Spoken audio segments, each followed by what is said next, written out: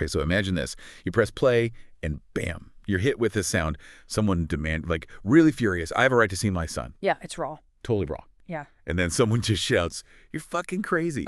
It's intense. Super intense. And then, just like that, it shifts completely. Suddenly, it's lyrical.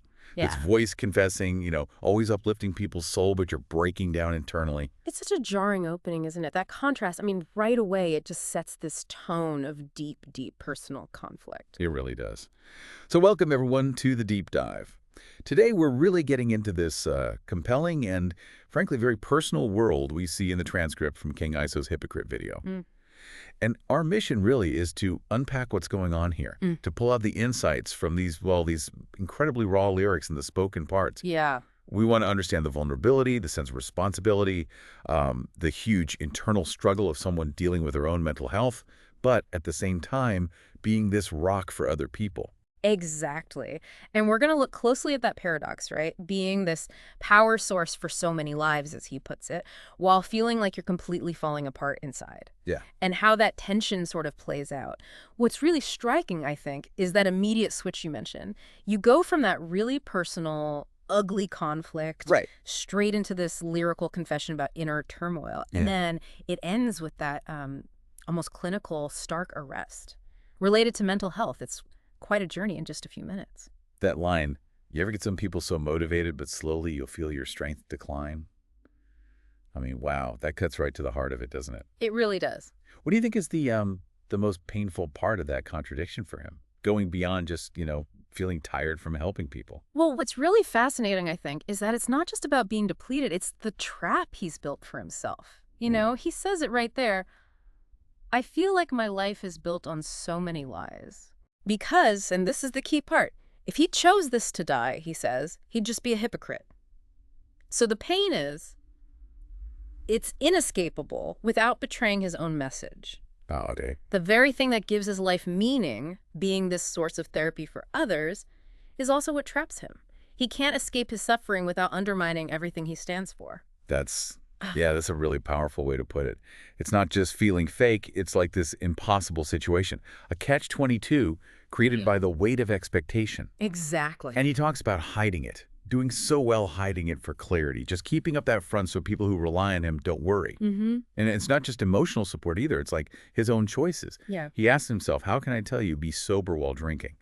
That's a heavy question. It really speaks to that immense burden, doesn't it? Being that public symbol of strength. He calls himself a hero that's right by night, more so like Kingpin. Oh, interesting comparison. Yeah, evoking this powerful, maybe even morally gray figure, a complex kind of hero, giving comfort while my soul is depleting.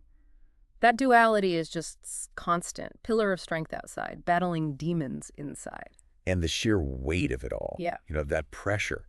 Fighting those battles secretly, it comes across as this just crushing responsibility. Definitely. He mentions unfailing parenting for his kids, even while feeling broken.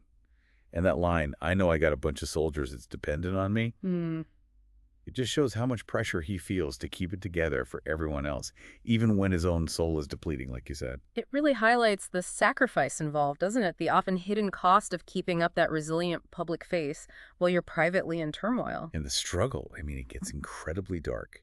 He admits, the other day I drove around until my whip was on, put the pistol to my head, but chose to live because Pete, I know I got a bunch of soldiers that's dependent on me. Wow. That's not just an internal struggle anymore. That's a fight for survival.